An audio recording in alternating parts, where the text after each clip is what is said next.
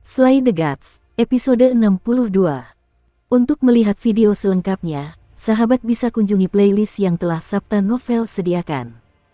Yuk mari, kita berimajinasi bersama dan masuk ke alur ceritanya.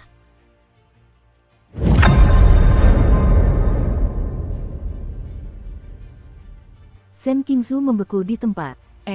Apakah makhluk misterius ini juga bisa berubah menjadi wujud manusia?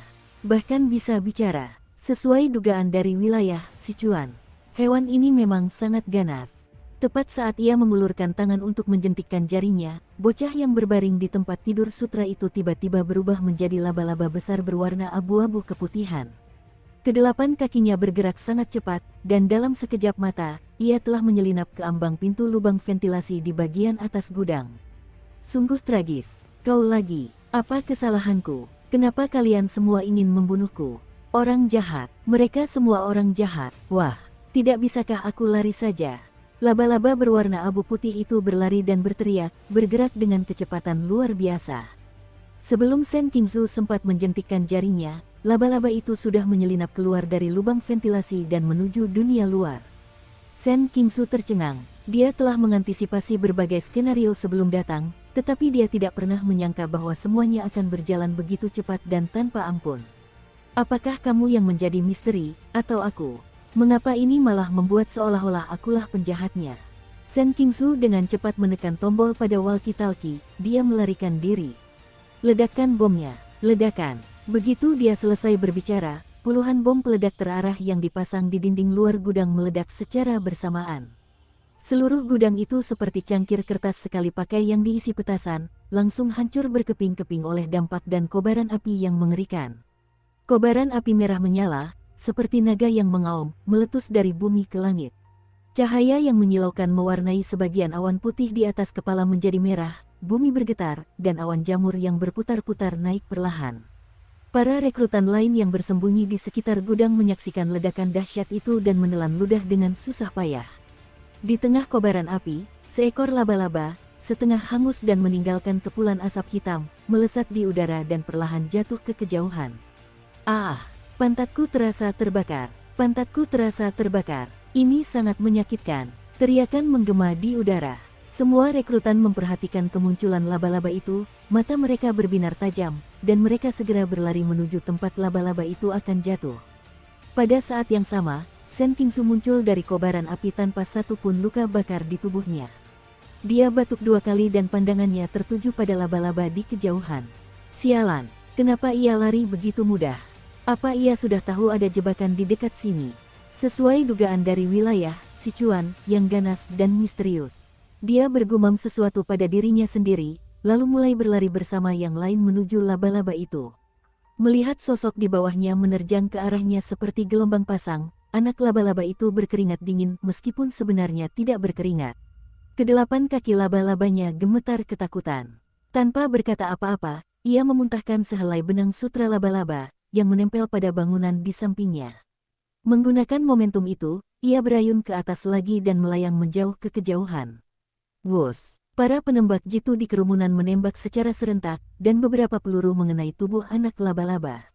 Ia berteriak kaget, dan tubuhnya yang berayun berhenti sejenak. Pada saat itu, 3 sosok melesat ke sisinya secepat kilat. Zona terlarang mereka semuanya berkaitan dengan kecepatan, jadi mengejar Spider Child bukanlah hal yang sulit jika mereka mengerahkan seluruh kemampuan mereka. Kena kau! Mereka menghunus pedang bintang dari pinggang mereka dan menebas tubuh anak laba-laba dengan kecepatan kilat. Anak laba-laba berteriak ketakutan, dan mata majemuknya yang merah menyala memancarkan cahaya. Tiba-tiba, ketiganya mengerang dan jatuh tersungkur seolah pingsan. Orang-orang di bawah berhasil menangkap mereka tepat pada waktunya, sambil berteriak, ini serangan mental. Hati-hati, memanfaatkan kesempatan itu, para pengejar yang tak kenal lelah melancarkan serangan mereka, menghujani Spider Child dengan kobaran api, embun beku, angin kencang, dan proyektil.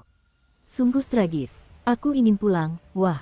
Ketika anak laba-laba itu melihat pemandangan di belakangnya, ia menangis terseduh-seduh. Saat melayang di udara, untaian sutra laba-laba keluar dari tubuhnya dan menempel pada bangunan di kedua sisinya, seketika membentuk jaring laba-laba raksasa. Benang sutra laba-laba, yang terbuat dari bahan yang tidak diketahui, entah bagaimana berhasil memblokir semua serangan dan bahkan menghalangi jalan para rekrutan. Untungnya, seorang rekrutan dengan kemampuan api segera turun tangan, membakar sutra tersebut selama 5 detik penuh sebelum hampir meleleh. Tentu saja, para rekrutan baru yang mengejar anak laba-laba tidak berhenti di rute ini. Sen Qingsu telah memasang jebakan di kedua sisi. Mereka mengambil jalan pintas, melewati kumpulan bangunan yang padat, dan langsung menuju ke anak laba-laba. Minggir, minggir, minggir. Anak laba-laba berteriak beberapa kali, dan jaring laba-laba jiwa yang tak terlihat melesat keluar, langsung menempel pada jiwa beberapa rekrutan pertama, secara paksa menarik mereka keluar dari tubuh mereka, dan mengenyamnya menjadi jaring tak terlihat di udara. Ketika rekrutan lain menyusul dan bersentuhan dengan jaring ini, meskipun tubuh mereka melewatinya, jiwa mereka tersangkut di dalamnya dan mereka langsung pingsan. Saat semakin banyak rekrutan yang roboh di belakang anak laba-laba, Sen Qingsu mengerutkan kening dan segera menyadari keberadaan jaring besar itu. Cahaya hitam menyambar dari cincin hitam di ujung jarinya, membentuk bentuk pisau. Pedang pemutus jiwa. Sen Qingsu menghentakkan kakinya ke tanah, dan pedang pemutus jiwa membelah kehampaan di hadapannya, seketika memisahkan jaring laba-laba jiwa yang tak terlihat. Jiwa-jiwa yang banyak itu kembali ke tubuh mereka, dan para rekrutan yang tidak sadarkan diri perlahan terbangun. Pada saat yang sama, Spider Child, yang masih berayun di udara seperti Spider-Man, berteriak dan jatuh dengan keras ke tanah. Berbeda dengan jaring laba-laba biasa, jaring laba-laba jiwa merupakan perpanjangan dari jiwanya sendiri. Jika jaring laba-laba tersebut rusak, ia akan mengalami dampak buruk. Sen Qingsu sedikit menyipitkan matanya dan menjentikkan jarinya ke arah tempat anak laba-laba itu jatuh. Asteris memukul. Asteris udara di sekitar anak laba-laba tiba-tiba tertekan, diikuti oleh semburan percikan api, dan kemudian api dari ledakan berikutnya kembali melahap wujudnya. Itu belum semuanya. Segera setelah itu, sepotong permen karet, yang mengembang karena angin, melayang di atas anak laba-laba dan meledak dengan suara keras. Gelombang api yang bergulir mengubah tanah di dekatnya menjadi lautan api.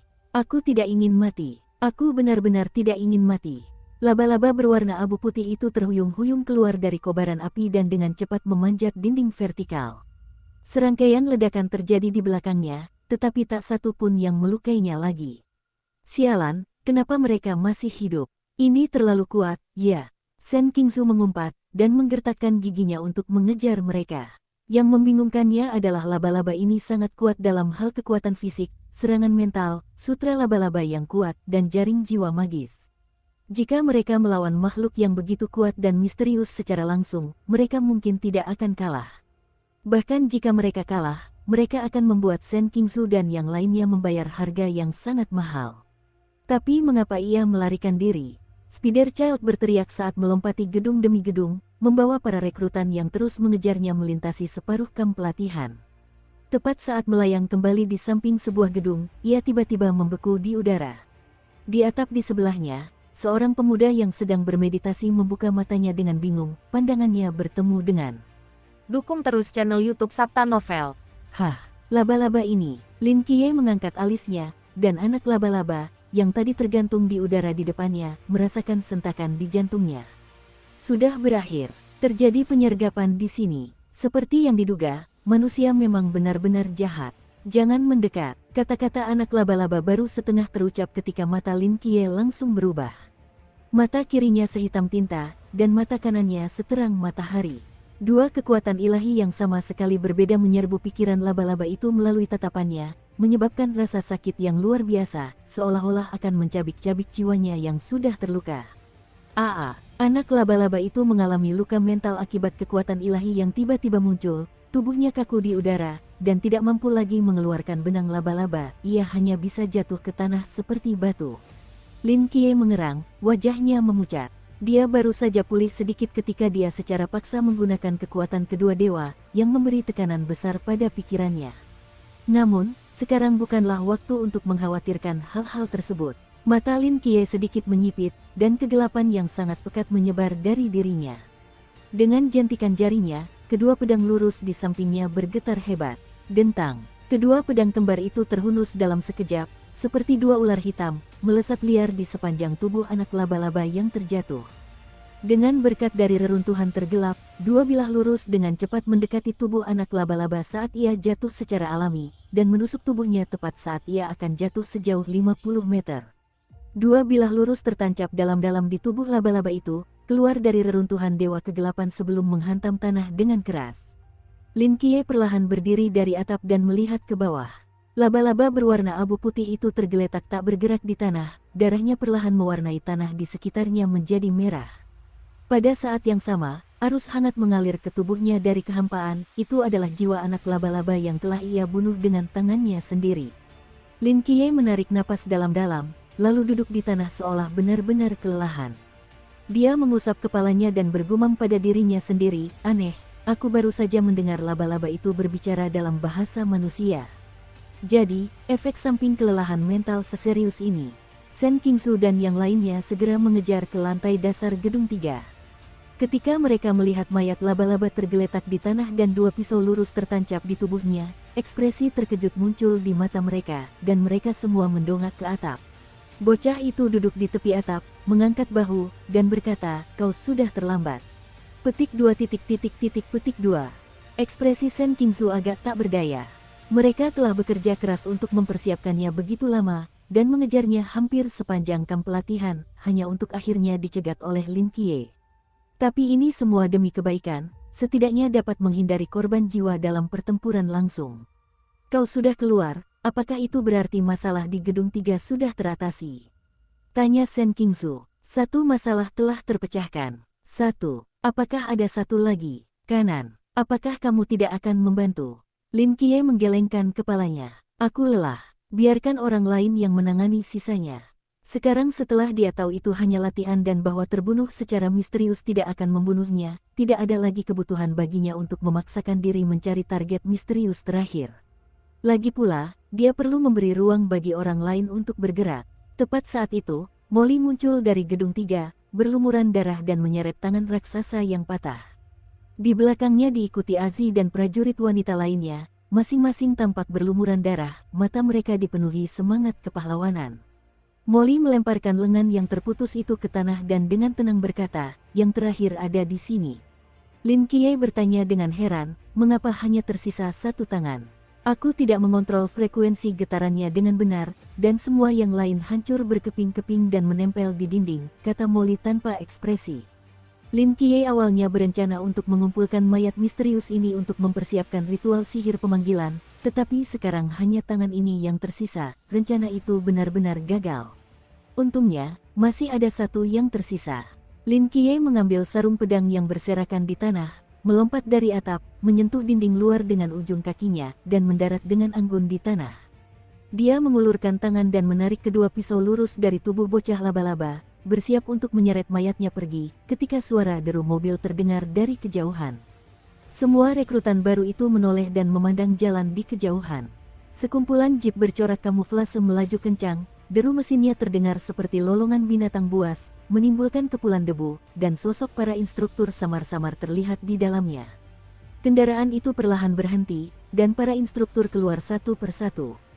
Kepala instruktur Yuan Gang berjalan perlahan menuju para rekrutan baru dengan tangan di belakang punggungnya. Melihat formasi tersebut, semua rekrutan baru tanpa sadar menegakkan kepala dan berdiri tegak.